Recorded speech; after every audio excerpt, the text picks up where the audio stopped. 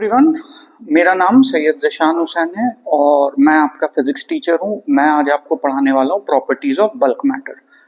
तो इससे पहले कि हम चैप्टर शुरू करें, हमें ये समझना है कि बल्क मैटर क्या होता है। तो आप ऑलरेडी ये जान रहे हो कि matter atom, molecule, ions in सब से बना हुआ होता है। तो अभी इस चैप्टर में हम एटम, मॉलिक्यूल, आयन इन सबको एक साथ लाएंगे, ग्रुप टुगेदर करेंगे, उनका वॉल्यूम बढ़ाएंगे और फिर उनकी प्रॉपर्टी स्टडी करेंगे। मतलब बल्क मतलब क्या हुआ कि इन ग्रुप। तो यहाँ पे जो हम लोग मैटर की प्रॉपर्टी स्टडी करेंगे वो है मैटर जो ग्रुप में कैसे बिहेव करता है। तो इसमें आपने पहली चीज जो पढ़नी है दैट इज इलास्टिसिटी। इलास्टिसिटी ऐसी प्रॉपर्टी है जो मैटर की बल्क में देखने को मिलती है। Single atom elastic behaviour show नहीं कर सकता है, बट एटम या मॉलिक्यूल का ग्रुप इलास्टिक बिहेवियर शो कर सकता है। तो जो पहली प्रॉपर्टी है हमारी वो पढ़ेंगे इलास्टिसिटी। तो लेट्स से बल्क में आपने पढ़ना है, तो आपने एक कोई सॉलिड उठा लिया, एक कोई सॉलिड सब्सटेंस उठा लिया है। सॉलिड है, लेट्स से एक सॉलिड क्यूब है और इस सॉलिड क्यूब पे आप क्या कर रहे हो, आप लगा रहे हो फोर्स। तो जब आप इस सॉलिड क्यूब पे फोर्स लगाओगे तो क्या होगा, तो फोर्स का हम लोग already Newton's laws of motion वगैरह में फोर्स का इंपैक्ट पढ़ चुके हैं। Force is anything which can start or stop the motion of an object. मतलब मोशन से रिलेटेड है, मोशन शुरू कर सकता है, मोशन बंद कर सकता है, मोशन का डायरेक्शन चेंज कर सकता है। यहाँ पे वो सब नहीं होना है। यहाँ पे जब आप ऑब्जेक्ट पे फोर्स लगाओगे तो ऑब्जेक्ट अपनी जगह पे फिक्स है। पहला चीज ये आपको लॉक कर देना है कि ऑब्जेक्ट अपनी पोजीशन चेंज नहीं कर सकता है, किसी भी तरह से उसमें मोशन नहीं आ सकता है। क्योंकि अगर मोशन आएगा तो वो फोर्स आपका मोशन में खर्च होने लगेगा, उसमें खर्च नहीं करना है। तो ऑब्जेक्ट अपनी जगह पे हमने फिक्स कर दिया है। कहां से किया है, कैसे किया है, कौन सा फोर्स कर रहा है आके फिक्स, उससे हमें कोई मतलब नहीं है। तो ऑब्जेक्ट अपनी जगह पे फिक्स है और इस पे अब एक फोर्स लगाया जा रहा है। और जब आप इस तरह के फिक्स ऑब्जेक्ट पे किसी भी तरह का फोर्स लगाओगे तो पहली चीज तो ये होगी कि ये फोर्स इसमें मोशन करेगा नहीं। तो what will force do if not motion. तो आपने एक और फोर्स की प्रॉपर्टी पढ़ी थी कि force is that external agent which can change the shape and size of an object. तो यहाँ पे फोर्स यही करेगा, ये ऑब्जेक्ट का शेप एंड साइज, या जिसको हम लोग दूसरे लैंग्वेज में डायमेंशन बोलते हैं, ये उसका डायमेंशन चेंज करेगा।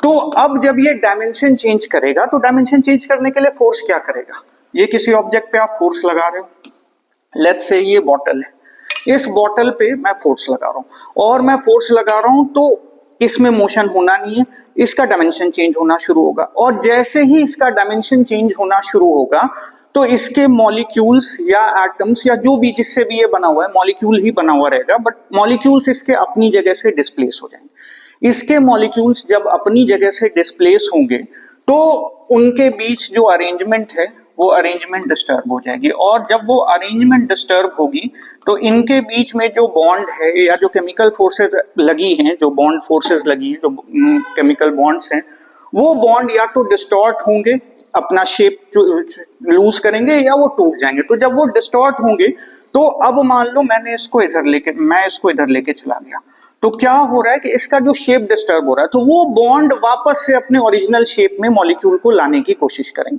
तो यहाँ पे होगा क्या, जो आप एक्सटर्नल फोर्स लगाओगे, ये फोर्स ऑब्जेक्ट का शेप एंड साइज चेंज करने की कोशिश कर रहा है। तो पहला चीज तो ये है, इस फोर्स को डिफॉर्मिंग फोर्स बोला जाएगा। Why is it called deforming force? Because it is trying to change the shape or size of the object, या it is trying to deform the object. तो अब ऑब्जेक्ट वापस से इसको काउंटर करने के लिए एक दूसरा फोर्स लगाता है जो उसके मॉलिक्यूलर अरेंजमेंट से अराइज करता है, और ये फोर्स इसको वापस ओरिजिनल शेप साइज में लाने की कोशिश करता है। और उस फोर्स को हम लोग बोलेंगे रीस्टोरिंग फोर्स। और इसके नाम में ही मीनिंग छुपा है। रीस्टोरिंग फोर्स क्या करने की कोशिश कर रहा है, रीस्टोरिंग फोर्स इसको ओरिजिनल शेप एंड साइज में वापस लाने की कोशिश कर रहा है, क्योंकि उसका अरेंजमेंट गड़बड़ा गया। एग्जांपल ले सकते हैं, बिल्कुल क्लास का एग्जांपल ले सकते हैं कि बच्चे बैठे हैं क्लास में और सारे बच्चों ने एक दूसरे का हाथ पकड़ रखा है। अब मैं अगर एक बच्चे को खींचता हूं या धक्का देता हूं, करूंगा नहीं, बट लेट्स से मैं धक्का देता हूं या खींचता हूं, तो क्या होगा कि वो जो मैं उस पे डिस्टर्बेंस कर रहा हूं, वो डिस्टर्बेंस इंडिविजुअल मॉलिक्यूल पे या इंडिविजुअल बच्चे पे नहीं है, वो डिस्टर्बेंस पूरी क्लासरूम में पास ऑन हो जाएगी और क्लासरूम फिर उसको रेजिस्ट करता है। तो ये जो डिस्टर्बेंस मैं कर रहा हूं, मैं जो एक्सटर्नल फोर्स लगा रहा हूं उसका शेप साइज चेंज करने के लिए, इस फोर्स को डिफॉर्मिंग फोर्स बोला जाएगा। और जब वो उसको काउंटर करने के लिए एक दूसरा फोर्स लगाएगा तो उस फोर्स को रिस्टोरिंग फोर्स बोला जाएगा। और ये जो पूरा चैप्टर है इलास्टिसिटी, ये इन्हीं दो फोर्स के बीच का गेम है, ठीक है।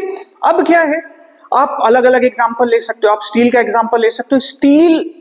स्टील में जब आप एक्सटर्नल फोर्स लगाते हो तो वो रिस्टोरिंग फोर्स लगाता है, और वो रिस्टोरिंग फोर्स स्टील के जो एक्सटर्नल फोर्स है, डिफॉर्मिंग फोर्स है, उसको काउंटर करने की कोशिश करता है। और जब वो उसको काउंटर करने की कोशिश करता है तो वो अच्छा खासा डिफॉर्मिंग फोर्स, ये रिस्टोरिंग फोर्स लगा देता है।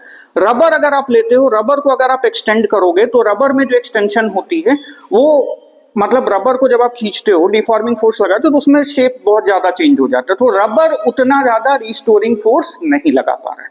तो ये गेम ही इन्हीं दोनों फोर्सेस के बीच का है, external force, deforming force and restoring force. अगर कोई चीज ढंग से रिस्टोरिंग फोर्स लगा पा रही है ताकि object original shape and size में वापस आ जाए, तो उस चीज को हम लोग इलास्टिक कंसिडर करते हैं। और अगर कोई चीज, दो पैरामीटर है किसी भी चीज को इलास्टिक कंसिडर करने का या इलास्टिसिटी प्रॉपर्टी का, तो पहले मैं आपको इलास्टिसिटी प्रॉपर्टी समझा दे रहा हूं, या पहले इलास्टिक समझा दे रहा हूं फिर इलास्टिसिटी प्रॉपर्टी समझेंगे। इलास्टिक कोई भी ऐसा सब्सटेंस है जिसपे अगर आप एक्सटर्नल फोर्स लगा रहे हो उसका शेप एंड साइज चेंज करने के लिए, तो उसके अंदर इक्वल अमाउंट में काउंटर फोर्स डेवलप हो रहा है जो उस डिफॉर्मिंग फोर्स को रेजिस्ट कर रहा है या उसको ओरिजिनल शेप एंड साइज में लाने की कोशिश कर रहा है। तो स्टील में ये जो फोर्स होता है ये बहुत ज्यादा होता है, ठीक है। रबर के केस में रिस्टोरिंग फोर्स कंपैरेटिवली काफी कम होता है, ठीक है। तो इसलिए बाय डेफिनेशन, मतलब अगर इलास्टिसिटी, पहले डेफिनेशन समझ लें तो इलास्टिसिटी क्या है। Elasticity is the property of the body by virtue of which it opposes any change in its shape or size and tries to come back to its original shape and size on application of an external deforming force. वापस repeat कर रहा हूं, elasticity is the property of a body by virtue of which it opposes any change in its shape or size or dimension and tries to come back to its original shape, size or dimension, ठीक है। तो अब यहां पे कोई object है, वो अगर अच्छे अमाउंट में रिस्टोरिंग फोर्स लगा पा रहा है और दूसरी चीज कि वो ओरिजिनल शेप एंड साइज में वापस आ जा रहा है, तो उसको हम लोग इलास्टिक कंसिडर करते हैं। ये दो एक्सट्रीम है। रिस्टोरिंग फोर्स जो है शुड बी इक्वल टू, या एटलीस्ट, मतलब जब आप उसमें डिफॉर्मेशन करते हो तो वो उसके बराबर हो जाना चाहिए थोड़ी देर बाद। तो अगर रिस्टोरिंग फोर्स डिफॉर्मिंग फोर्स के बराबर है, या तो इनिशियली नहीं होगा, जब तक थोड़ा बहुत तो डिफॉर्मेशन हो गई, तो रिस्टोरिंग फोर्स डिफॉर्मिंग फोर्स के बराबर है, और जो भी उसमें डिफॉर्मेशन हो रहा है, डिफॉर्मेशन होने के बाद वो ओरिजिनल शेप एंड साइज में अगर वापस आ जा रहा है तो उसको हम लोग इलास्टिक बॉडी बोलेंगे, या उस प्रॉपर्टी को इलास्टिसिटी बोला जाएगा। तो फिर इसका काउंटर एक और बॉडी होगा, एक और बॉडी क्या होगा, वो होगा प्लास्टिक बॉडी। तो प्लास्टिक बॉडी क्या है, जब आप किसी ऑब्जेक्ट पे फोर्स लगाते हो और फोर्स लगाने के बाद वो दो काम नहीं कर पा रहा है, वो रिस्टोरिंग फोर्स भी ढंग से नहीं लगा पा रहा है, वो उसके अंदर बॉन्ड जो है वो उतने स्ट्रॉन्ग है नहीं कि वो एक्सटर्नल फोर्स को काउंटर कर सके, तो वो रिस्टोरिंग फोर्स भी ढंग का नहीं लगा पा रहा है, और वो ओरिजिनल शेप एंड साइज में वापस नहीं आ रहा है, ओरिजिनल शेप और साइज में वापस नहीं आ रहा है। तो रियल लाइफ में कोई भी बॉडी ना तो परफेक्टली इलास्टिक होगी, ना वो परफेक्टली प्लास्टिक होगी। परफेक्टली इलास्टिक का मतलब ये होगा कि आप जितना एक्सटर्नल फोर्स लगा रहे हो ये भी एग्जैक्टली उतना ही रिस्टोरिंग फोर्स लगा रही, और दूसरी चीज ये हो रही है कि ये बिल्कुल एकदम 100% अपने ओरिजिनल शेप एंड साइज में वापस आ जा रही। तो there is no object in the universe which is 100% elastic. Similarly, बिल्कुल सिमिलरली, कोई भी ऐसा ऑब्जेक्ट नहीं होगा जिसमें आप जो फोर्स लगाओगे वो बिना आपको रेजिस्ट किए फोर्स के अकॉर्डिंगली चेंज होता जाएगा, क्योंकि हर मॉलिक्यूल एटम मॉलिक्यूल से बना है और मॉलिक्यूल एक दूसरे के बीच में कुछ ना कुछ फोर्स लगाता ही है, तो थोड़ा बहुत वो रिस्टोरिंग फोर्स लगा ही देता है।